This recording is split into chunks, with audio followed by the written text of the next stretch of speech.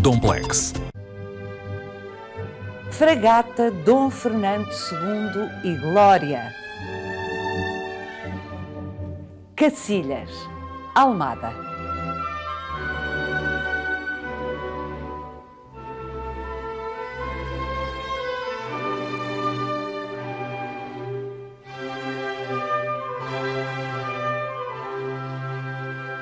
No conjunto das suas viagens, este navio veleiro percorreu mais de 100 mil milhas, o correspondente a 5 voltas ao mundo.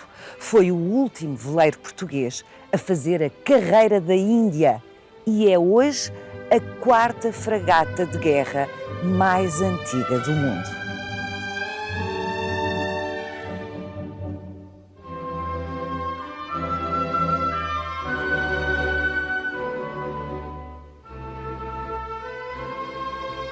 Mandada construir por Dom João VI em 1824, no então domínio português de Damão, Índia, a fragata Dom Fernando II e Glória tomou o nome do casal real que assumia a coroa portuguesa quando a sua construção ficou concluída, Dona Maria II e Dom Fernando II.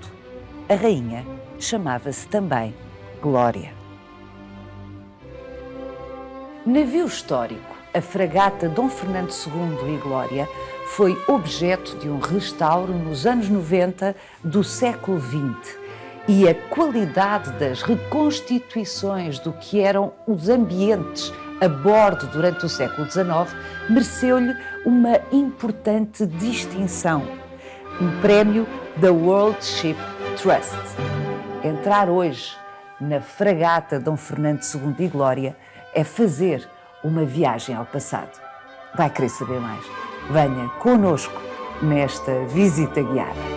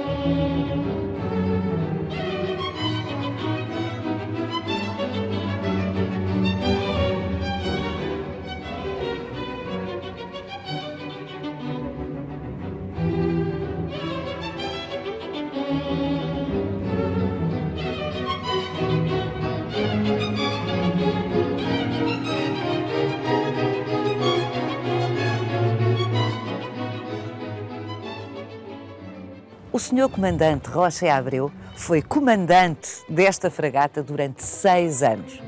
Mas isso foi muito depois do incêndio, brutal incêndio que aqui deflagrou no dia 3 de abril de 1963.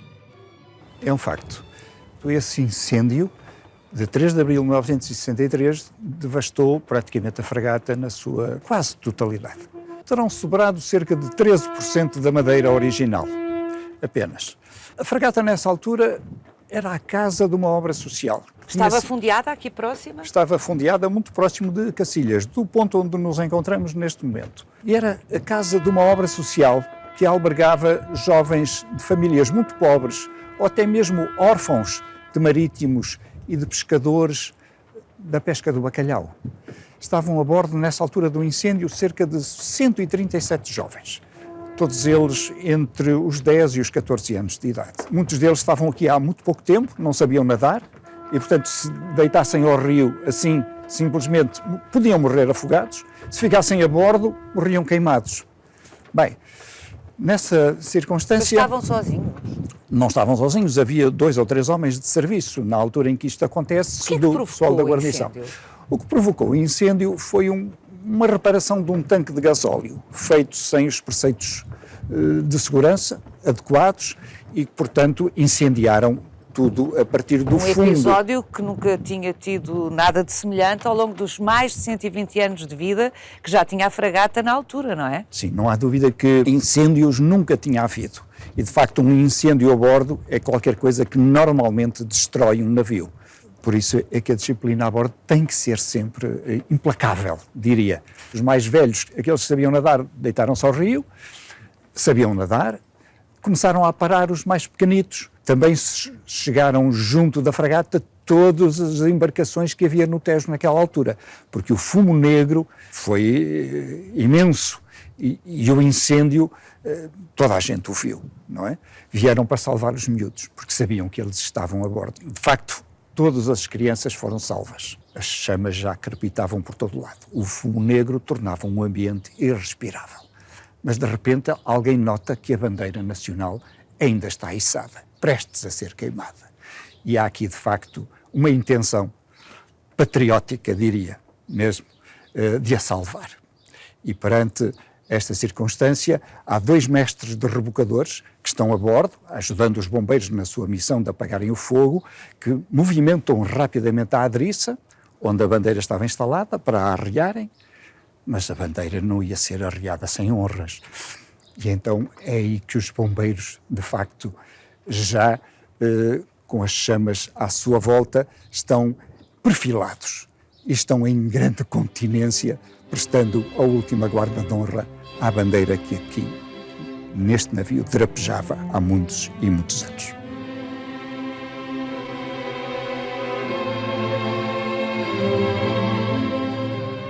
É uma história fortíssima, Sr. Comandante, e apesar de não ter sido seguramente essa a intenção imediata desses homens, o facto é que também, dessa forma, prestaram homenagem à fragata, que tantos serviços tinha prestado a Portugal desde a primeira metade do século XIX. A fragata iniciou a sua construção em 1832, demorando 11 anos a ser construída.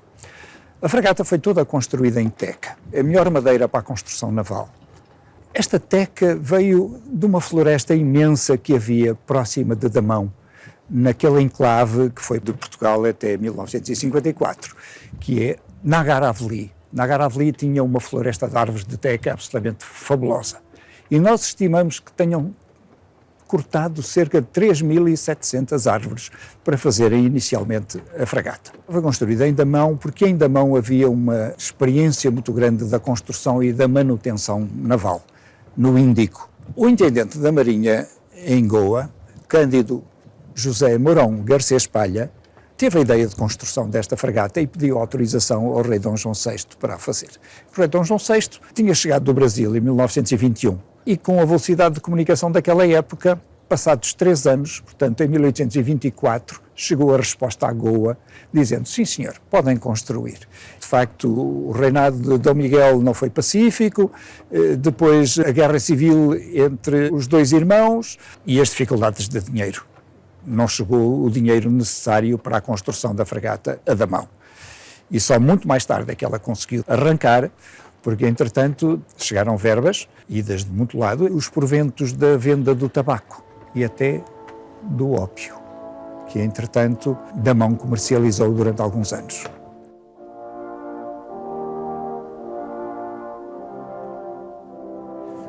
A fragata ficou concluída em 1843, em Damão, veio de Damão para Goa, em Goa depois recebeu o armamento, mais alguns Está preparada esta fragata para quantos canhões? Para cerca de 50 canhões. E tem-nos ainda? Não tem tantos, não tem tantos. Quando foi feita a sua reconstrução, puseram-lhe apenas 44 canhões, 22 no convés e 22 na bateria. Mas, de facto, a fragata nunca viajou com tantos canhões, com tanto armamento. Como tinha sido preparada para Exatamente. acolher, não é? Não houve necessidade disso. A última grande batalha naval tinha sido realizada uns quantos anos antes. Ela transportou mercadorias, transportou passageiros, degradados e os familiares desses degradados e também muitos daqueles funcionários públicos que iam para os nossos territórios ultramarinos para tomarem conta dos seus lugares públicos e daqueles que regressavam no fim das suas comissões. Portanto, esta fragata de guerra, na prática, nunca participou em batalha nenhuma. Não, é verdade que nunca participou em nenhuma batalha. Sendo que quando foi dotada de condições para acolher 50 canhões, não se sabia que não iria participar em batalha nenhuma. Nunca se sabe o dia da manhã, não é? Teve apenas um episódio relacionado com guerra, digamos, com um navio de guerra. Foi em 1855, quando tinha partido de Lisboa para Moçambique, ficou uns tempos em Luanda. E de repente houve a necessidade de enviar uma força naval para recuperarmos a soberania no Ambriz. E então ela foi o navio-chefe de uma pequena esquadra de 5 navios que em 15 de maio de 1855 chegou ao Ambriz, desembarcou o pessoal e recuperámos a soberania no Ambriz na medida em que havia ingleses que estavam a tentar recuperar aquela parte da costa africana, reclamando-a para si. De facto, nós fomos perentórios na defesa daquilo que considerávamos português e, de facto, houve imenso sucesso nessa expedição naval comandada pela fragata Dom Fernando II e Glória. Escusado será dizer, Sr. Comandante, que essas aventuras todas aconteceram já depois da fragata Dom Fernando II e Glória se ter apresentado na capital do Reino, em Lisboa, em 1845, na viagem inaugural de Goa para Lisboa. É verdade. Ela sai em 2 de fevereiro de 1845 de Goa e chega a Lisboa 5 meses depois, em 4 de julho do mesmo ano. Em todo o caso, Sr. Comandante, eu que sou leiga absolutamente na matéria, interrogo-me como é que uma peça tão extraordinária como esta fragata teve um investimento tão grande de mão de obra, da melhor madeira do mundo para a navegação teca. Navegou durante tão pouco tempo, na prática? Bem, ela navegou durante 33 anos, de 1845 a 1878. Mas um navio de madeira normalmente não resistia à força dos mares muito mais tempo do que isso. De facto, enfim, só mesmo com grandes manutenções e reparações, muitas das vezes de grande custo, e era muito mais económico, se calhar, muitas das vezes, construírem um outro navio do que recuperarem um navio já construído há muitos anos. Ela fez imensas viagens e percorreu muitos milhares de milhas.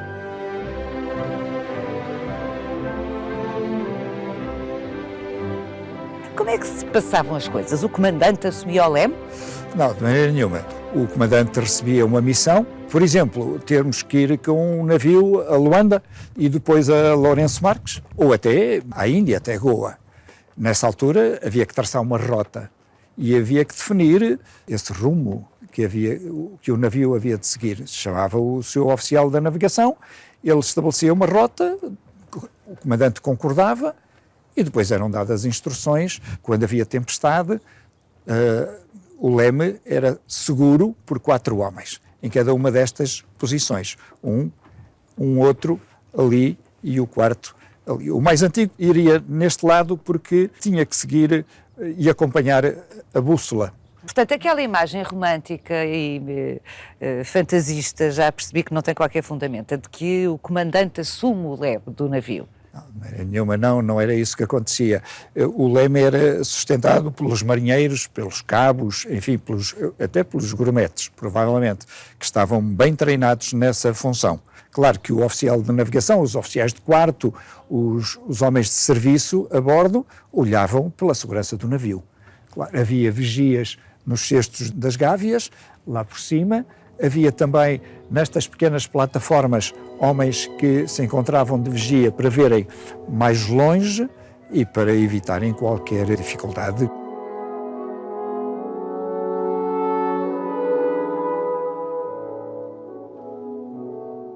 O navio, quando saiu de Goa em direção a Lisboa, transportava quantas pessoas? 273 pessoas. e 145 homens para manejarem o navio, era a guarnição. Entre estes 145, 12 eram oficiais. O resto eram passageiros e elementos também do exército que vinham regressar ao reino. Iam apertados. Um bocadinho, mas mesmo assim... Olhando para isto, não é assim um espaço tão grande. Mas mesmo assim ainda foi das viagens onde menos pessoas foram transportadas. A média das pessoas nas viagens que esta fragata realizou eram cerca de 350 a 400 pessoas. E mesmo em 2 ou 3 das viagens, mais de 600 pessoas a bordo. Mais de 600 pessoas. 600 pessoas? Um inferno, verdadeiramente um inferno. Quer ver como é que se organizavam as coisas nos 3 pavimentos abaixo do convés? Ai, quero. Vamos descer? Vamos descer.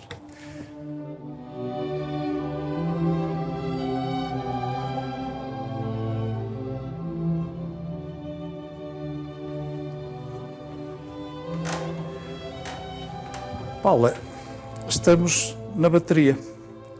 Denomina-se bateria porque era aqui que se instalava a artilharia mais pesada, aquela de maior alcance.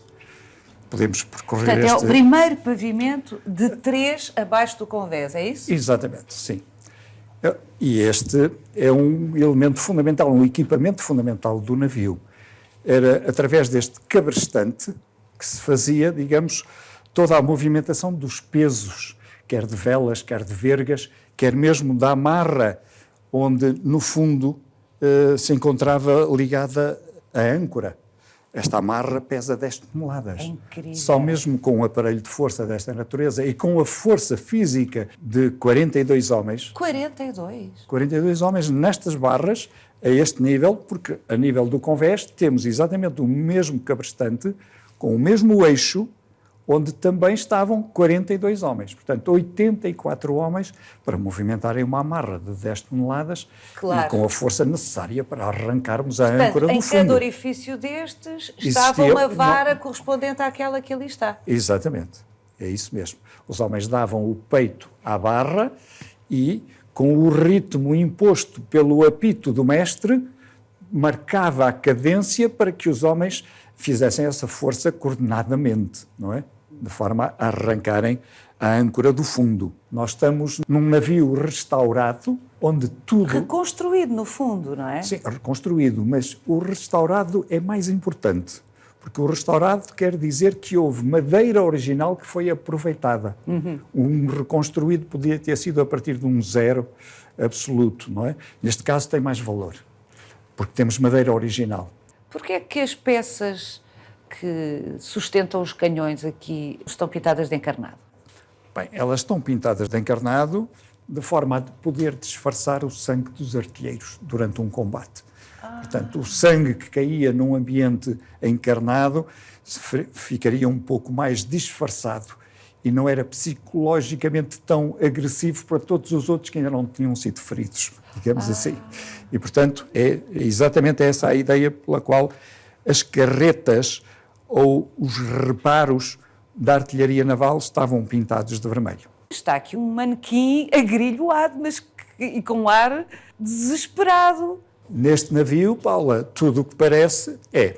Este homem estava de sentinela, ou portaló. Portaló é o local da entrada do navio, estava de sentinela, e deixou ir para a terra uma embarcação com gente a bordo dessa embarcação.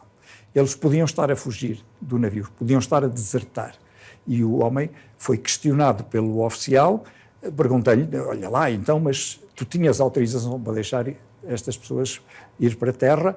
E ele respondeu mal. Respondeu mal, recebeu este castigo, mais de 24 horas ficou agrilhoado com os machos nas pernas e uma golilha no pescoço. Como é que se chama? Golilha. Como se fosse gola, Gola, não é? golilha. Só que o homem chamava-se ferro. João Pedro e era segundo marinheiro. E isto é um relato de um castigo que aconteceu exatamente na altura em que a fragata navegava. Os castigos corporais na Marinha foram abolidos quando? Precisamente no primeiro ano do reinado de Dom Pedro V. Dom Pedro V, com um decreto de junho ou julho de 1856, decretou que fossem abolidos os castigos corporais na Marinha e no Exército Português. Portanto, não houve mais chicotadas, nem espadeiradas, nem castigos cruéis como esses que havia até então.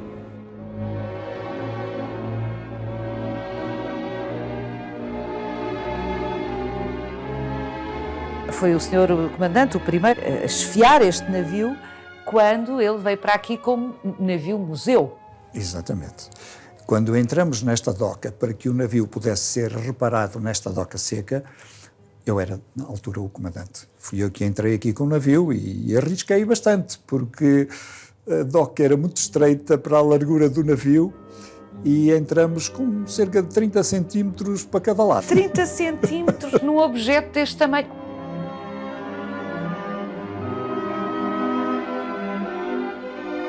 Os manequins são tão realistas. Sim, foram feitos a partir de caras de pessoas que existem ainda hoje. A maior parte delas ainda está viva e bem viva. Aqui era a cozinha. Este fogão é um fogão que reproduz o fogão da época. Este rancho centralizado e feito para toda a guarnição só acontece nos finais do século XVIII. Até então, os grupos de marinheiros, 6, 7, recebiam os géneros alimentares e tinham que fazer eles próprios a confecção da sua comida, da sua alimentação. Muito perto aqui do fogão ficava o curral. Curral? Curral, onde transportavam os animais vivos. Nós sabemos que numa das viagens desta fragata mesmo, transportaram mais de 1000 galinhas. 1000 galinhas? Que iam no convés, em contentores apropriados, e mais de 100 porcos. Ora, os porcos e provavelmente algumas cabras, alguns carneiros também, iam neste espaço. Estou a ver ali... Estão ali a reprodução de alguns dos animais transportados, mas posso-lhe assegurar que o porco, ainda hoje, um alimento base, digamos assim, de norte a sul do país... Tentando não perturbar o trabalho destes senhores. Sim, claro, antes que eles disparem os canhões à nossa passagem. Aqui estão os animais. O curral provavelmente seria muito mais amplo na altura e já muito perto do fogão, para poderem ser rapidamente trabalhados em termos da alimentação de bordo. O cheiro devia ser pestilento. Absolutamente incrível. Nós não conseguiríamos, no nosso tempo, aguentar um cheiro desses. Cada nação, naquela época, atendendo ao tipo de animais que transportava, tinha nos seus navios um determinado tipo específico de cheiro, não é? E, de alguma forma, isso era considerada uma assinatura odorífica. Por exemplo, os judeus, que não comem porco, e, portanto, sabendo nós que a população... Portanto, navegavam sobretudo sob a bandeira da Holanda, à época. Da Holanda, exato. Na bandeira da Holanda, maioritariamente judeus, não comem porco. Portanto, transportavam outros animais. Estou a ver os ingleses com os pastos da Escócia e do país de Gales a transportarem carneiros, ovelhas, muito mais do que outro tipo de animais. E nós, portugueses, tradicionalmente utilizamos o porco, olha, vinham para bordo com os porcos. E os porcos, de facto, têm um cheiro absolutamente incrível. Ora, os homens mais experientes que iam nos cestos das gávias, portanto, observando muito mais longe e muito mais altos que o convés, não é? Quando os ventos fortes lhe traziam cheiros, conseguiam, com a experiência que tinham, identificar as nações a que os navios pertenciam antes de lhes verem as bandeiras. A assinatura odorífica. Mas que história extraordinária. A Acho assinatura odorífica. Antes de verem as bandeiras já sabiam se vinham lá ingleses ou holandeses. Ou portugueses. Ou portugueses, se fossem tão mal cheirosos como a própria fragata era portuguesa. Claro que as pessoas habituam-se a tudo e os cheiros, provavelmente, passados 15 dias, um mês a bordo, já não os afetavam tanto. A verdade é que o estado sanitário dos navios era um verdadeiro desastre, era um desconforto absoluto, não é? E as doenças proliferavam a bordo precisamente por causa disso. Como é que funcionavam as latrinas, por exemplo? As latrinas eram utilizadas pela guarnição. Claro que o comandante tinha a sua individualizada, mas ninguém se sentava nela, os oficiais também tinham, mas o resto da guarnição funcionava com essas latrinas, onde não havia privacidade absolutamente nenhuma. E onde... Era onde? Lá em cima? Eram lá em cima, junto à proa, ainda não tinham inventado nesta época, século XIX, o papel higiênico. Tinham então um pincel. O pincel era feito por uma secção de um cabo, cujos filamentos funcionavam como se fosse um pincel. Esse pincel estava sempre mergulhado na água. E quando as pessoas acabavam de fazer as suas necessidades, puxavam esse cabozinho que estava mergulhado na água salgada, portanto, ser lavado e desinfetado, pegavam nele, como o pincel, limpavam-se e voltavam a mergulhar o pincel na água. Há quem diga até que aquela expressão que nós hoje muitas das vezes utilizamos, que grande pincel que tu me arranjaste, terá vindo deste pincel que acabo de lhe descrever.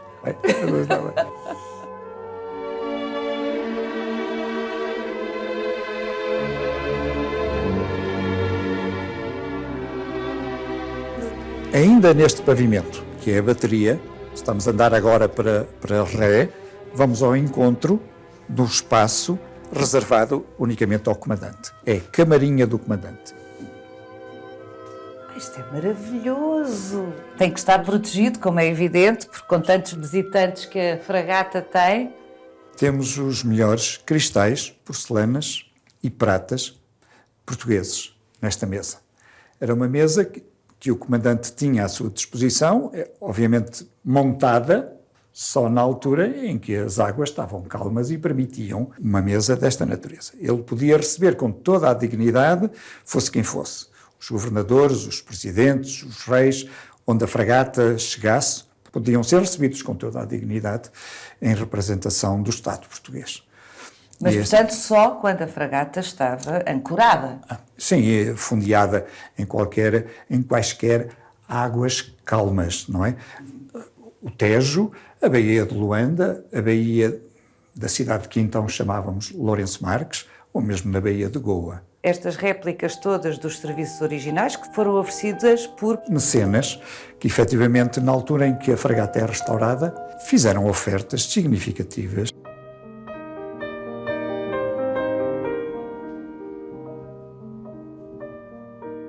A fragata tem o incêndio, 3 de abril de 63, e depois fica abandonada no Tejo cerca de 28 ou 29 anos.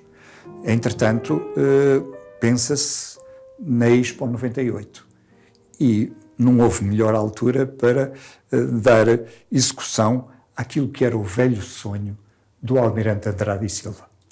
Um velho marinheiro, um marinheiro da excelência, que sempre manteve a ideia de restaurar este navio por ter sido, de facto, o último veleiro a fazer a carreira da Índia. Conseguiram reunir-se as condições para se fazer um restauro da fragata. Foi feito com tal fidelidade e com tal rigor o restauro que uma instituição inglesa criada há muito tempo pelos velhos interessados pela história marítima naval, a World Ship Trust, atribuiu a Portugal um prémio pela fidelidade e rigor do restauro que tinha sido feito.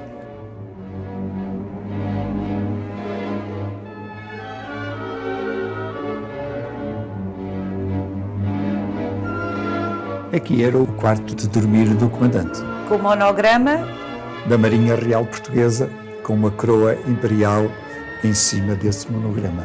MRP. A verdade, uma curiosidade é que na República os navios passaram a ter a designação de NRP. Portanto, o M de Marinha passou a ser Navio da República Portuguesa. Apenas mudamos o M pelo N.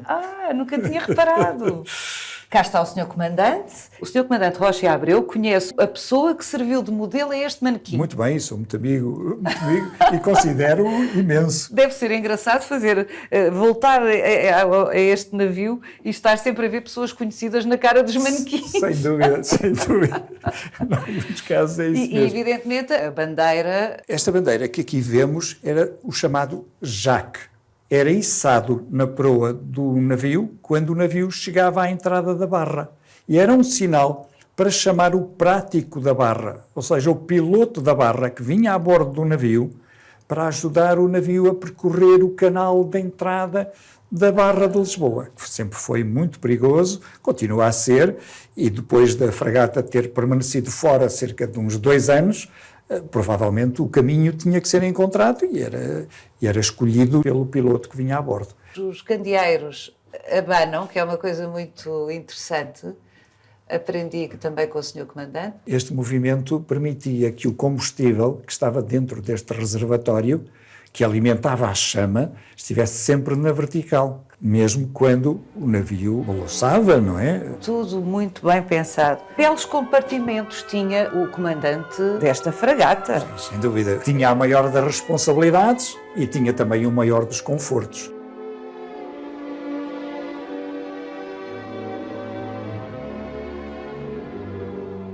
Há mais. Há muito Esta mais. visita é mesmo emocionante. Há muito mais. Vamos descer agora ao terceiro pavimento, é a chamada coberta. E já vamos ver que funções tinha este espaço. Estas escadas é preciso ter do navio. cuidado. A coberta. Estamos neste espaço, a chamada Praça de Armas do navio. Que Literalmente. está, literalmente. Algumas espingardas da época, também uns sabres de abordagem, armas ligeiras que podiam ser utilizadas para a defesa do navio, se fosse necessário. Apesar de tudo, este navio teve uma vida relativamente tranquila. Sim, sem dúvida. O navio serviu muito mais como navio de transporte de pessoas e bens do que propriamente como navio de guerra. No entanto, andou também sempre armado. A coberta tinha duas funções. Durante o dia, com mesas postas e bancos, servia de refeitório, inevitavelmente. Depois de ser servido o jantar, no fim do dia, o capelão dava as suas ordens, mandava reunir as pessoas, as mesas e os bancos eram levantados e todo este espaço aqui servia para que fossem rezadas as Ave-Marias. Daí estar ali aquela imagem. Exato. E depois das Ave-Marias rezadas, então o pessoal, marinheiros, eram autorizados a ir lá acima, ao convés, buscarem as suas macas. As macas, ou seja, as redes, que vinham depois ser colocadas nestes camarões, de forma a serem estendidas, transformando este espaço num imenso dormitório. Ali estão alguns marinheiros profundamente adormecidos. Exatamente, exatamente. Há até quem diga que não se devia fazer aqui muito barulho para não os acordar, porque alguns deles têm, de facto, rostos que nos dizem que estão profundamente mergulhados no sono.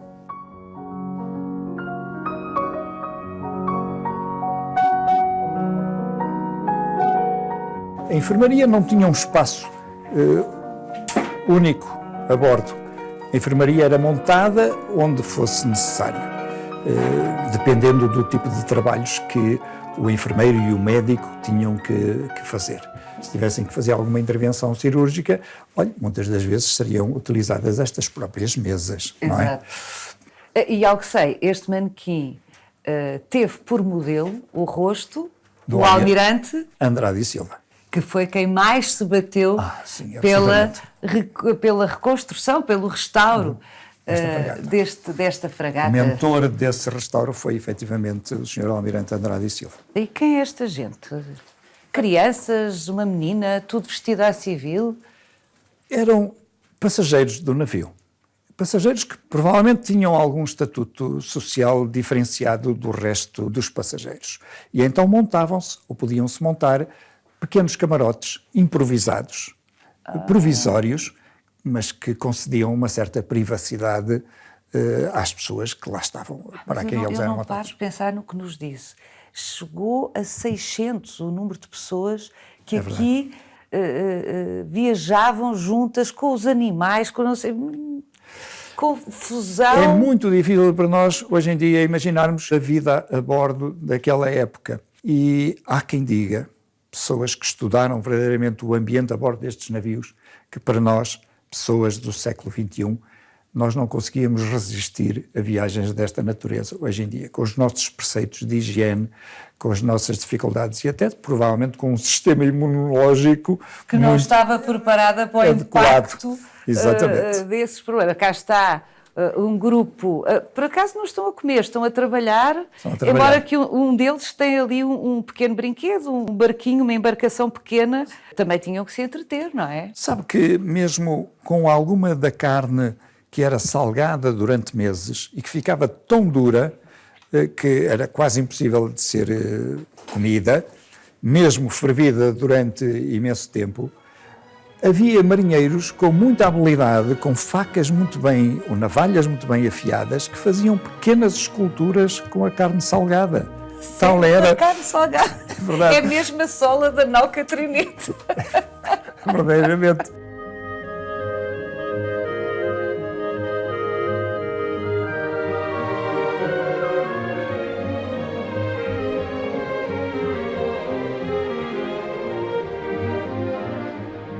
A botica, onde eram guardadas todas as mesinhas que faziam parte do receituário da época, não é?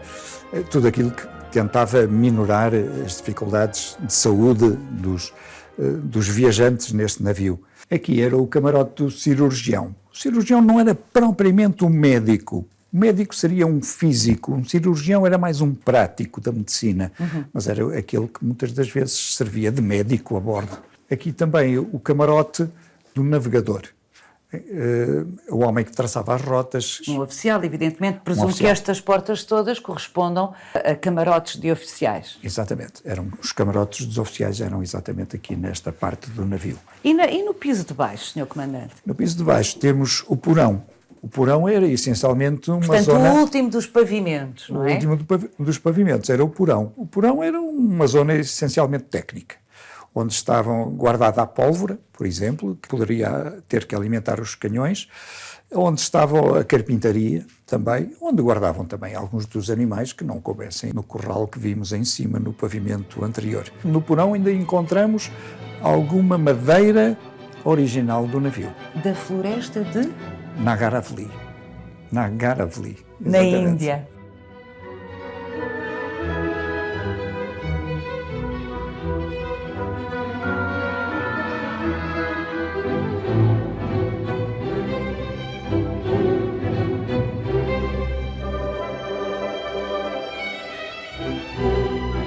Vamos entrar na sala de jantar dos oficiais. Esta é a maior das salas que visitámos até agora na fragata. Sim, é mais espaçosa. O número de oficiais justificava. Quantos eram, mais ou menos? Cerca de 12 oficiais. Com o comandante seriam 13, enfim, mais ou menos. Claro, podia variar. Podia variar. Que ainda não falámos disso. Que dimensão? Tem cerca de 60 metros de proa à popa. E a boca do navio tem cerca de 12 Portanto, metros. Largura 12 metros. Exatamente, 12 pois, metros. Falando dessa dimensão, que não é pequeno, mas depois aplicar-lhe o número de pessoas e de animais que este navio transportava, ou transportou muitas vezes, é que é incrível. Os oficiais não jantavam com o comandante do navio? Jantavam algumas vezes, quando eram convidados. Eu julgo que a maior parte das vezes o comandante não gostaria de tomar as suas refeições sozinho e convidava-os caso a caso, não é? Até para discutirem determinados assuntos relacionados com o serviço de bordo. Mas o capelão, o cirurgião, faziam parte normalmente da mesa do comandante. Mas só a seu convite. Claro. Que engraçado. E, portanto, os oficiais subiam. Em caso algum, o comandante descia à mesa dos oficiais. Estou convencido que não. Isto tinha que ser tudo absolutamente disciplinado e hierarquizado. Sim, sim. Todos esses rituais de convidar, o comandante não desce, só os oficiais é que podem subir a convite. Tudo isso fazia parte dessa ritualização da vida. Sem dúvida. E a disciplina a bordo, implacável. Era a única forma de manter coordenada e em segurança uma viagem longa, 5 meses para chegar à Índia, 2 meses para chegar a Luanda, quase 3 meses para chegar a Moçambique, não é? E depois por uma travessia do Índico, que normalmente demorava também mais um mês, mês e meio. Portanto, 5 meses de viagem com gente, muitas das vezes de condições sociais muito diversas, e alguns deles tinham vindo das prisões, os degradados, que depois iam ser lançados, por assim dizer, na costa africana, com as suas famílias. Portanto, a disciplina era implacável a bordo, isso não tenho dúvidas. Bom, e por falar em disciplina, e em oficiais, e em hierarquias, o Sr. Comandante tem uma história para partilhar connosco, estamos mesmo a chegar ao fim desta visita, e é uma história muito esclarecedora. Eu acho que é muito curiosa também, mas na verdade diz bem da disciplina a bordo e da forma de tratar os assuntos. O infante Dom Luís de Bragança, numa das suas viagens de instrução, vai num navio desta época e chegam à Madeira, chegam ao Funchal. Que idade teria o infante? 12, 14 anos de idade, talvez.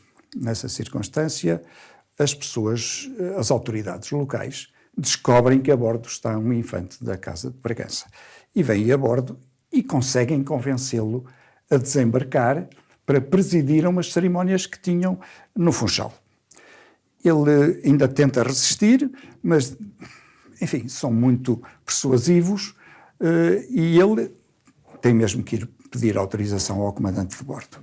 Mas espere lá, ó senhor aspirante, o senhor então está-me a dizer que quer desembarcar na sua qualidade de Alteza da Casa de Bragança. Bem, sim, pois então o comandante manda chamar o imediato, manda formar a guarda aos apitos da ordenança e Luís de Bragança, o senhor aspirante, desembarca na sua condição de Alteza Real, com todas as honras. Passa 2 ou 3 dias em terra, muito apaparicado por toda aquela gente, e ao fim de 3 dias, as cerimónias acabam, ele tem que regressar a bordo e dirige-se ao comandante pedindo-lhe para o reintegrar na guarnição. E então o comandante ter-lhe-á dito, bem, então neste caso, Vossa Alteza quer regressar à sua condição de aspirante naval. Pois é isso, exatamente, que eu pretendia, senhor comandante. Bem, então vamos acertar contas. O senhor vai ter que fazer 8 serviços de castigo para remediar e compensar todos os serviços que os seus camaradas fizeram por si enquanto o senhor andou nessas festividades. Ouvir as narrativas do senhor comandante Rocha e Abreu é mesmo fazer uma viagem no tempo.